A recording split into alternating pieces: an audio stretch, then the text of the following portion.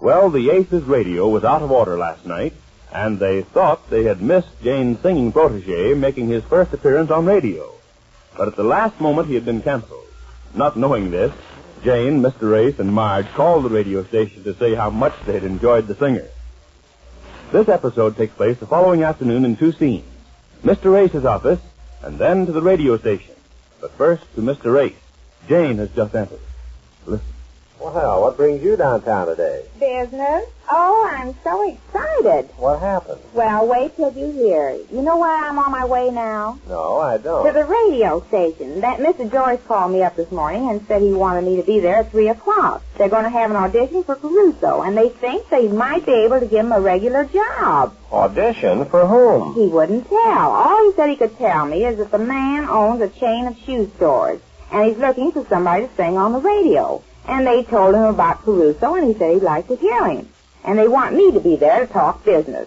Oh, you talking business. That should be interesting. Isn't it? Oh, I'm so excited. Well, suppose you calm down a minute and give me an idea just how much you know about this business of selling a singer for radio. What do you mean? Well, I mean, they'll probably ask you how much you want for the boy. What are you going to say? How much will you give? Oh, you're going to ask them how much they'll give. Well, I certainly won't say first how much we want. I'll make him say first. Oh, I see, and you'll work around that. Yes. Have you any idea how much it'll be? Well, not till I talk to him. I'll get enough. Don't worry. You know me. Yes, that's what I mean. Caruso's rehearsing now. After we hear him, we'll talk business, Mr. Joyce said. That is, if this shoe man will like him. Who? Who? Didn't you just say it was a shoe store owner? Oh, yes. He owns a chain of shoe stores. I see. Well, I'd like to give you some advice, Jane. All right. This is just a friendly suggestion, you understand? Oh, I understand, dear. You can be suggestive. Go ahead. Yes. Well, first, don't talk too much. Yes, don't talk. What do you mean by that? I mean, just let them talk. You do most of the listening. Now, just a minute. That has all the earmuffs of a dirty dig. No, Jane, I didn't mean it that way. Oh, yes, you did. You don't have to hit me on the head with a crowbar to make me catch on. Not hard, anyhow. But all I said was that all you have to do is listen, because you don't know a lot about the radio business. You don't even know what salary to ask for, do you? And if you want my advice, you'll take whatever they offer you. But whatever he makes will come in very handy, because he wants to study voice some more. Well, he can have the money now to pay for that while he works, you see? Oh, I see what you mean. Yeah, so whatever they offer, don't go turning it down. After all, the boy's starting at the bottom, you know. Yes, I guess Oh, that's cute, dear, starting at the bottom with shoes. You get it? Yes, that's very funny. Yes. Well, I'm not joking around. Yeah. Yes, he is starting at the bottom, but he'll work up. Who knows? Someday he might sing for hats. Yes, he might sing for hats. I understand what you mean, dear. I won't ask him for too much. That's the idea. Isn't it exciting? Imagine, only 2 weeks ago he was a poor orphan. And now, all of a sudden, he's going on the radio and making a lot of money and sitting on Pretty Street. All right, now, Jane, don't get carried away with it. After all, it hasn't happened yet, you know. Oh, I know. I'm counting my eggs here before he lays them. Yes. But Mr. Joyce sounded just as excited as I am, so I know there's something to it. Well, I hope so, for the kid's sake. Yes, isn't he sweet? Yes, he's sweet, all right. I hope he's good when he sings for this man this afternoon. Oh, he will be. Don't worry about that. Anybody that can sing as high as he does without getting red in the face, well, that's what I call. I know, Jane. It's too bad they haven't television, in Technicolor, too, so listeners can see he doesn't get red in the face. Yes, isn't it a shame? Yes. Well, you better get going. It's 2:30. Yes, I guess I'd better. Well, wish me luck. Good luck, Jane. Well, thanks, dear. I'll call you up right after I sign the contract. All right. Well, I'm off. Yes, Jane, I know. Goodbye. Goodbye, dear. Won't you sit here, Mr. Brandel? Yes, thank you, Mr. Joyce. Now, about this singer, Mr. Joyce, you say he's never been on a program before. No, sir, he hasn't, but... Well, I don't know about hiring amateurs for this program of ours. But that's just the point, Mr. Brandel. A new voice. Somebody they haven't been hearing all these years. Fresh talent. You get the idea? Yes, there's something in that. And wait till you hear him sing. Beautiful voice. We can build a most effective program around him. Wait till you hear the audition, and then we'll talk business. This boy, who handles him? Well, that's the story I want to tell you. He's an orphan who was discovered by a Mrs. Ace. I see. She's looking after his business interests. I phoned her to be here for the audition. We'll put it on the minute she gets here. Well, I hope she isn't hard to do business with. We need this advertising to start as soon as possible. I understand, and we're just as anxious. Well, here she is now. Come in, Mrs. Ace. Oh, hello, Mr. Joyce. Good afternoon. May I present Mr. Brandell? Yeah, how do you do, Mrs. Ace? Oh, pleased to meet your acquaintance. Mr. Brandell represents the dependable shoe store chain. Oh, I see.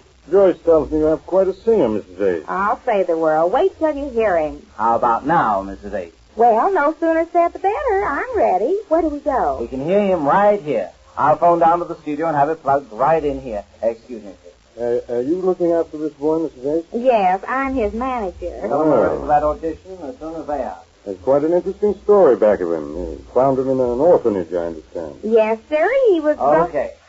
Well, we'll soon hear what we shall hear. Oh, Mrs. Ace, Yes. I took the liberty of putting a chorus of voices back of him. Beg pardon? I put a chorus of voices around him just to give Mr. Brandell an idea of the kind of program we can build around the boy as the central figure. Of course, this is just to give you an idea of the boy's voice, Mr. Brandell. No trimmings, just the music. Yeah, I understand. Are we going to hear it now? In just a moment, when that red light shows up there. Ah, there it is. Here we go.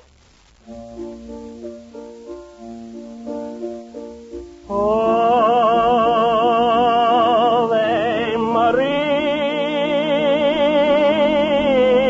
Maria, gratia plena, Ave Maria, gratia plena, Domino, Dominus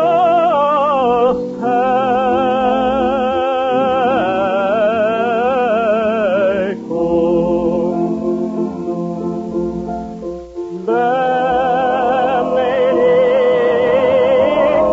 benedictas tu in mulieribus,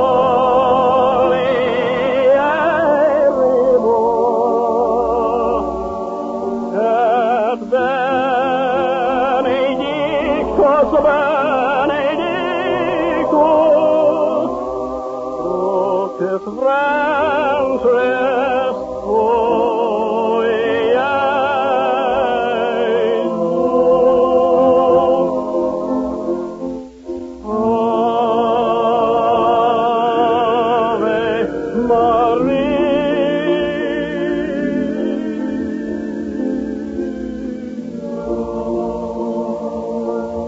Ave Oh, that was beautiful. How did you like it, Mr. Brandell? Well, I'm afraid it's going to be all right. Oh, don't be afraid. It is all right. Did you hear him? He was the one that was the loudest. Yes, Mr. Brandell knows that. There were so many of them, I want to be sure he Yeah, I did. understand, Mrs. Ace. I like him. He'll do. Of course, we'll build a whole program around him. A half-hour show once a week. Isn't that the idea? That's it. We'll have to figure up a theme song of some sort. Have you anything in mind, Mr. Brandell? Well, no, not just offhand.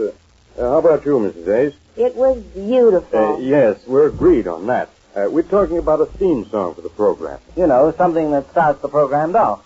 Identifies it. Oh, yes, the theme song. Have you any ideas, Mrs. Ace? Well, I know. How about if he sings Hello, and then he says, hello, everybody. No, Mrs. Ace. I'm afraid not. That's being done already. Yes, I know, and it's very popular. Yeah, that's just the point. Well, he'll be popular, too, if he does it. No, Mrs. Ace, you don't I understand. think, if I may offer a suggestion, some sort of music at the start of the program rather than somebody singing. Music by an orchestra. Yes, that's always good, Mr. Brandell. Have you any particular song in mind? Well, not just offhand, no. Oh, I know what'll be a good song. How about the Star Spangled Banner? No, I'm afraid not, Mrs. Ace. Somebody else doing that, too? No, not that I know of, but it just doesn't fit this program. No, it doesn't fit, Mrs. Ace. Oh, I think it does. You see, here's the idea. I just thought of this. First, the orchestra plays the Star Spangled Banner. Then everybody listening has to stand up, you know. Then the announcer says, now that you're standing up while we're playing the Star-Spangled Banner, wouldn't your feet feel better if they were wearing a pair of Mr. Brandel's shoes? Oh, I see what you're driving at. But, no, Mrs. Ace, I'm afraid not. Well, I think it's perfect for this program. You said the other doesn't fit, but this does, especially the shoes. Maybe I didn't explain it very good. Well, we'll attend to that in due time, Mrs. Ace. We can leave that to our program department. I think what we better concentrate on here is the business part of the deal. All right. Yes, I want the boy for a 13-week contract. 13 weeks? Yes. Oh, no, not 13. That's unlucky. But, Mrs. Ace, all radio programs operate on a 13-week schedule. Oh, no, I'll take 12 or 14, but not 13 weeks. But that's the way they do business here. I don't care. I'm not going to have that boy start off with 13 strikes on him. Nothing doing it. Well, Jane's going to be a tough manager, we can see that. But at any rate, the 17-year-old often gets his start. And we learn more about it when next we meet the Easy Aces.